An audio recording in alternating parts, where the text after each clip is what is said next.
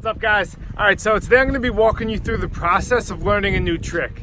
So I chose a trick that was incredibly difficult for me. I've been wanting to do this trick for a couple of years now, and I've just had too much fear to even try it. So I figure it's good for me to have like a real challenge when trying to explain this, because I could really, I don't know, put myself in the shoes of someone trying to learn something like outside of their realm of possibility. So today I'm going to be doing a fakie frontside big spin. I think it's called the switchback nose blunt over this spine right here. So I did it nollie a few years ago, and even that was just frightening for me, but coming over regular, a little more comfortable. And around this time last year, I learned a fakie big spin to blunt 180 out on this quarter pipe. So it's not just like an overnight thing. You know, I've been leveling up, I guess you could say, like just getting those motions down and kind of, you know, opening that realm of possibility in time. So it's not just like an overnight thing. You're really like stretching out your limits a little bit more throughout time. Okay, so yeah, I was frightened of this trick for a couple of years.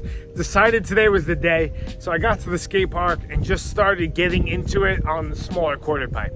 So I did this over and over for, I don't know, 20, 30 minutes, just trying to really make sure I'm getting into it properly and consistently. Then once I felt comfortable getting into it, I started trying it over the spine, right? So this spine is only 4 feet tall, and it actually has a bigger flat in the middle.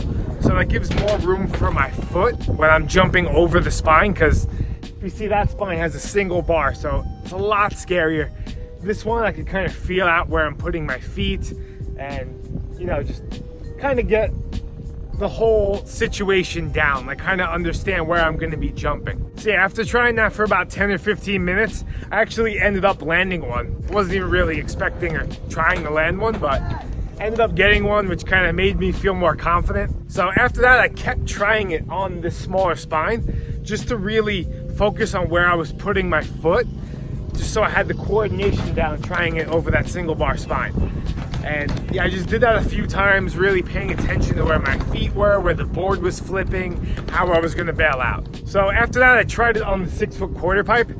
I just wasn't sure with this extra foot that this spine is that I would be able to spin it the same way. So I figured if I went up all the way to the 6 foot and I was able to rotate it on there, I would just feel, you know, comfortable trying it on the 5 foot one.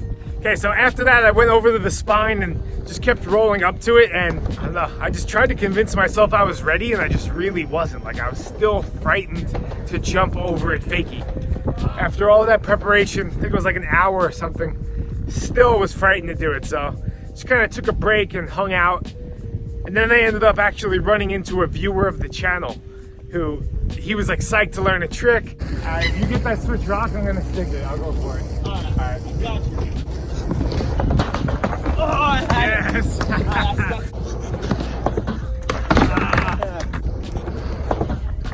Oh! Woo! Oh, yeah! Oh, no! So yeah, he ended up getting his trick, which just got me so psyched. I've talked about this in other videos, but like, this really is one of the main things that helps me learn new tricks. It's like feeding off my friends' energy and like people getting psyched, you know? That's sometimes if you're at the park alone, it's hard to really push yourself. So seeing him land it, I just had to go try it. Oh shit. I jumped. So it might not look like much, but just being able to jump over it that one time kind of opened the whole thing up for me. Like, just knowing I could safely jump over the spine, now I knew I could continue to try the trick.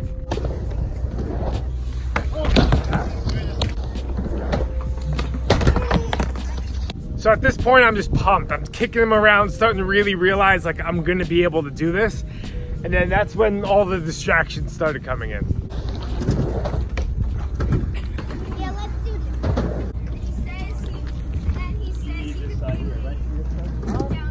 It's like, I don't know if the distractions arise because when you're trying something so dangerous, you're like extremely focused. So maybe you just get more sensitive to every single thing that's going on. But yeah, just seeing kids pop in and out left and right was really just taking my focus off of this trick, which I felt like I needed every bit of focus to just not step in the wrong place or, you know, flip my board the wrong way. But yeah, just so many distractions.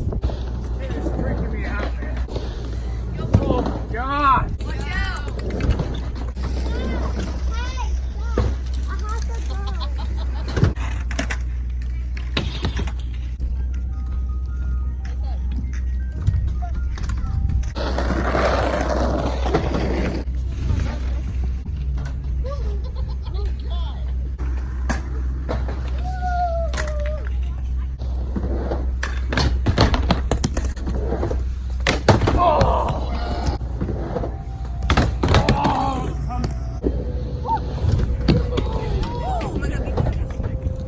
So I think I was trying this trick for about an hour, and that's when my legs started getting sore.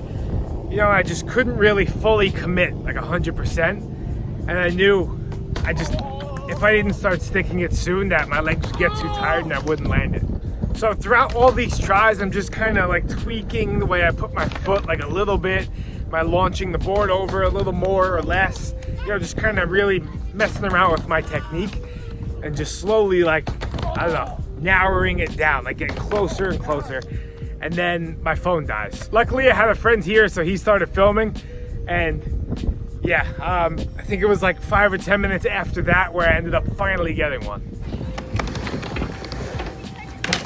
Yeah!